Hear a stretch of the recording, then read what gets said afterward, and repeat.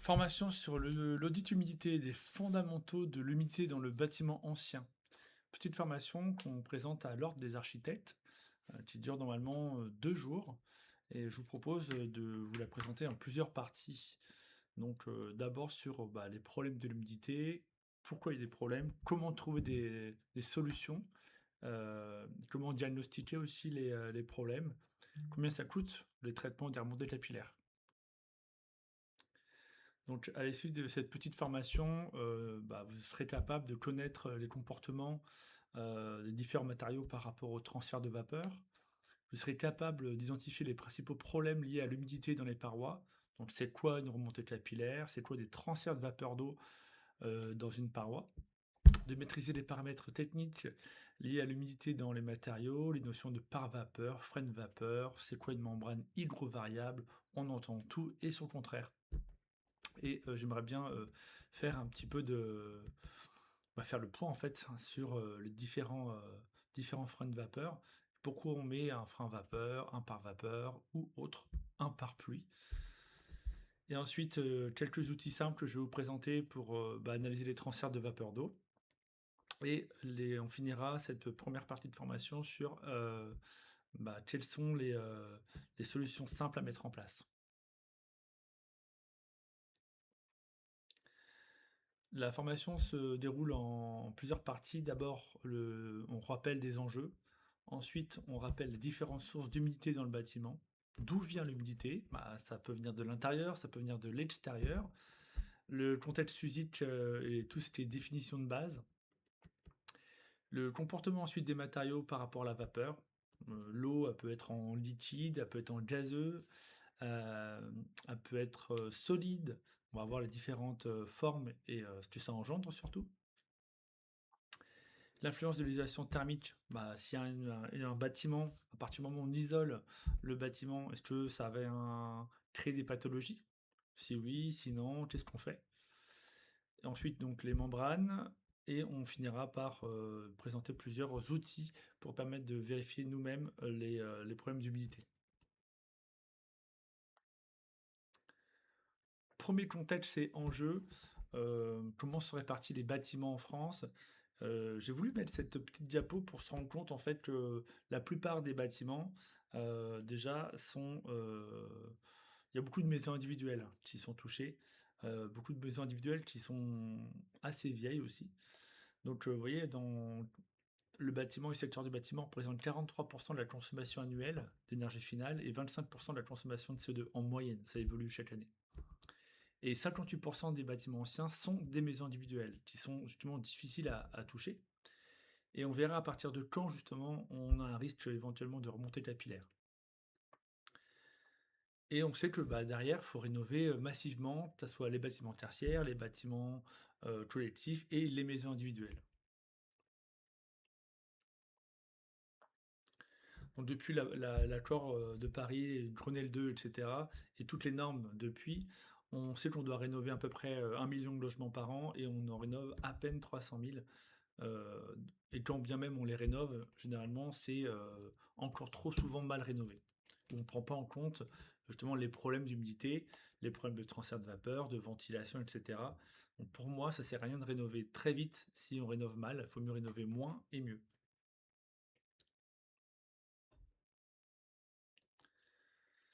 Petit point d'alerte tout de suite, à partir du moment où on vient modifier les caractéristiques d'un bâtiment existant, c'est-à-dire on vient changer des fenêtres, on vient isoler un mur ou des murs, la toiture, il faut absolument faire attention, ça va engendrer peut-être des pathologies. C'est pour ça que j'ai marqué, l'ajout d'isolation peut entraîner des modifications des transferts de vapeur d'eau.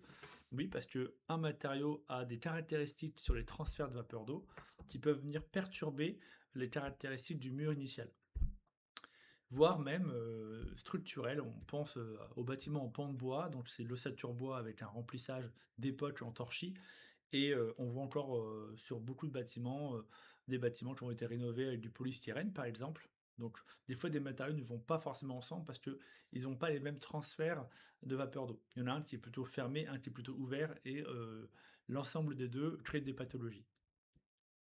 Donc on va voir tout ça. Et l'étanchéité à l'air d'une paroi peut entraîner une modification des transferts de vapeur d'eau et des problèmes aussi. Donc, attention, dès lors que, par exemple, vous changez toutes les fenêtres d'une maison, ça va réduire la ventilation, ça va augmenter aussi l'étanchéité à l'air, globalement. Et donc, est-ce que vous avez pris en compte, la mise en place d'une ventilation, par exemple? Voilà, c'est 2 petits points avant de commencer. Mais alors d'où vient, l'humidité? Vous allez me dire: «Bah, ça vient un peu de partout». Là, c'est pas exhaustif, mais c'est des grands points, qui permettent de voir vraiment où vient l'humidité. Petit graphique. Déjà, elle peut venir, donc, bah, de l'extérieur. De l'extérieur, on va parler que ça peut venir aussi bien des souches de cheminée, de la toiture, des gouttières, des enduits extérieurs s'ils sont fissurés. Ça peut venir aussi bien sûr du sol, des remontées capillaires du sol ou juste une nappe qui touche en fait le bâtiment. Euh, on peut lister voilà, une tuile qui a été cassée parce qu'elle est trop vieille, une tuile qui a été cassée parce qu'il y a eu des grêlons, etc. Ou juste la vétusté d'un bâtiment qui n'a pas été rénové. Donc dès lors qu'il y a une fuite potentielle de l'eau quand il pleut qui vient s'infiltrer, forcément, ça soit en petite quantité ou en grande quantité, ça va engendrer une pathologie. Dégradation de l'ossature bois, dégradation de l'isolation, dégradation des murs. Et encore plus après des cloisons, des revêtements de sol. Et de l'intérieur, c'est pareil, il y a beaucoup de sources d'humidité. On va lister donc bah déjà la respiration, hein, les personnes, puis l'évapotranspiration des personnes. Une famille de 4 personnes, hein, c'est jusqu'à 10 litres d'eau, on va le voir. Donc si vous avez un aquarium, une piscine, il y a aussi toutes les fuites, fuites des canalisations, d'eau chaude, d'eau froide, d'évacuation, des toilettes, etc. Et lave-linge, lave-vaisselle, voilà, tout ça, ça engendre une certaine quantité d'eau. Donc quand vous prenez en compte les risques intérieurs et extérieurs, ça fait quand même pas mal de facteurs qui peuvent influencer l'humidité dans le bâtiment.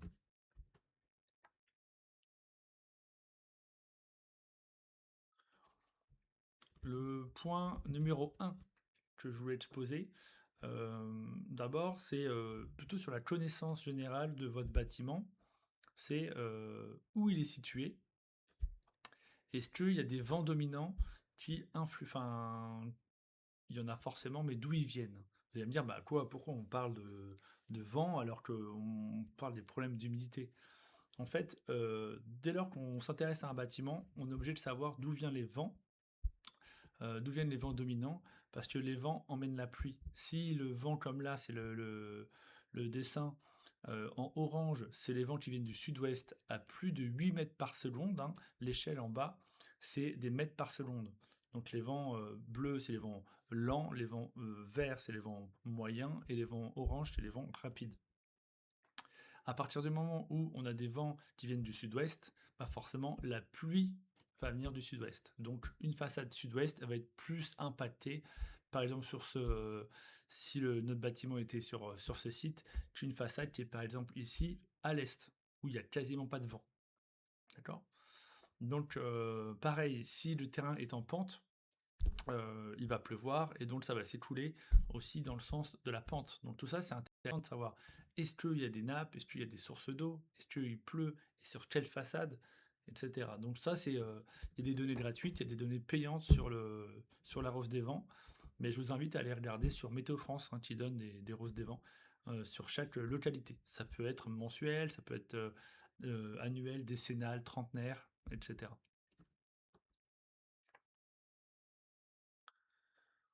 Ensuite, pareil, encore un petit point où quand on fait le tour d'une maison, c'est de se rendre compte, comment sont faits les abords d'un bâtiment. Est-ce que c'est de la terre? Est-ce que c'est du bitume? Est-ce que c'est de la pierre, etc. Parce qu'on a la notion qu'on appelle de rejaillissement, c'est ce fameux ricochet, hein, la pluie arrive et par ricochet vient toucher le mur. En fonction du type de revêtement, vous vous rendez bien compte que si on a de la terre ou de l'herbe, ça ne va pas ricocher de la même manière que si on a du bitume. Donc, ça permet d'avoir déjà des petites pistes, de dire bon, est-ce que éventuellement on pourrait retravailler les abords ou pas, si c'est sur la ville ou en périphérie de parties communes. Ou alors si c'est chez moi, bah, éventuellement, est-ce que je peux retravailler ces abords-là pour pas que j'ai de problème? En tout cas, il faut juste l'analyser déjà dans un premier temps, savoir si vous êtes touché par rapport à ça. Ensuite, c'est un point, j'ai fait une petite vidéo déjà, mais on va en reparler, c'est, est-ce qu'il y a des remontées capillaires? Alors on nous appelle, tout le temps pour nous dire: «J'ai des remontées capillaires, j'ai des problèmes». Déjà, c'est quoi des remontées capillaires? Heu, Parce que le fait qu'il y avoir de l'eau qui remonte et du salpêtre, c'est quand même 2 choses différentes. Là, on a mis un petit croquis pour vous expliquer comment, sont gérées les remontées capillaires. Donc le fait que qu'il y ait de l'eau qui remonte du sol, déjà, c'est sur des bâtiments généralement avant 1951, avant 1952, pour la simple et bonne raison qu'à ces années-là, on a fait des coupures de capillarité. Donc déjà, si vous avez un bâtiment qui est des années 60, 70, 80 ou plus, normalement, il n'y a pas de raison d'avoir des remontées capillaires, à moins que ça ait été mal fait ou que le bâtiment ait légèrement bougé. Dans ce cas-là, oui, il peut y avoir des remontées capillaires. Mais dans 80% du temps, les problèmes que vous aurez d'humidité, ça ne sera pas des remontées capillaires, ça sera autre chose. Malgré tout, si vous avez des bâtiments d'avant 1950, ou qu'il y a un bâtiment récent mais qui a bougé, il peut y avoir de l'eau qui remonte du sol par capillarité. Et en fonction du matériau, tous les matériaux ne sont pas équivalents entre eux. Il y a des matériaux qui sont plus capillaires que d'autres. On le reverra plus tard. Imaginons que vous avez un bâtiment en pierre euh, qui est dans une zone où il y a justement de l'eau et que la pierre a une tendance capillaire. Elle vient venir pomper de l'eau, amener avec elle de l'ammoniac et des bactéries. Et dans en fait ces joints, donc les carbonates de calcium, euh, cette réaction donc d'ammoniac, d'eau, de bactéries, de carbonate de potassium va créer du nitrate de potassium. C'est le fait que l'eau remonte amène certains mélanges qui se mélangent avec les joints qui ont permis de construire ce mur, qui va créer du nitrate de potassium. Nitrate de potassium, donc le salpêtre, n'est pas dangereux. C'est un sel minéraux comme d'autres, on verra, il y a un certain nombre de sels minéraux. Par contre, ce qui se passe, c'est que ça va faire des petits dépôts en partie haute du mur, dégrader les enduits, les peintures, etc. Donc c'est généralement, quand on voit du nitrate de potassium, c'est forcément que de l'eau du sol a été absorbée. On ne peut pas avoir du nitrate de potassium qui se crée avec de l'eau d'une fuite toiture, c'est pas possible. Donc c'est assez facile du coup de voir s'il y a des remontées capillaires avérées. Il s'agit juste de mesurer la quantité de nitrate de potassium dans un mur. Généralement, la hauteur est très variable. Dans un mur, on va dire classique, on est entre 80 cm à 1,40 m. Ça peut monter beaucoup plus haut, mais ce qu'on observe en moyenne, c'est ça, entre 80 cm et 1,40 m sur la partie rez-de-chaussée. Et voilà en gros ce qui permet d'expliquer ça. Le nitrate de potassium existe en deux phases, on va appeler ça comme ça. La phase soluble, il est dans le mur, vous ne le voyez pas, il est présent, mais il est dans le mur, il est tranquille, le mur il est humide, il est plutôt bien. Et en fonction de la saison, de l'ensoleillement, de la sécheresse, etc., le nitrate de potassium, qui est très soluble, justement, il va commencer à vouloir chercher de l'humidité et il va se cristalliser en surface vers la zone où il y a de l'humidité. Si c'est à l'intérieur, c'est à l'intérieur, si c'est à l'extérieur, c'est à l'extérieur. Et c'est pour ça qu'après vous le voyez, vous, sous forme de cristal, c'est que à un moment donné, il y a eu une période un peu de sécheresse et le nitrate de potassium qui était présent dans le mur s'est cristallisé. Voilà. Alors après, vous pouvez l'enlever chaque année, etc. Mais ça va revenir tout le temps. À partir du moment où vous ne traitez pas, je dirais, la cause ou le problème, le nitrate de potassium va se créer, c'est complètement, je dire, naturel. Donc si ça pose problème par rapport à l'aménagement de votre bâtiment, il faut pouvoir envisager un traitement. Voilà.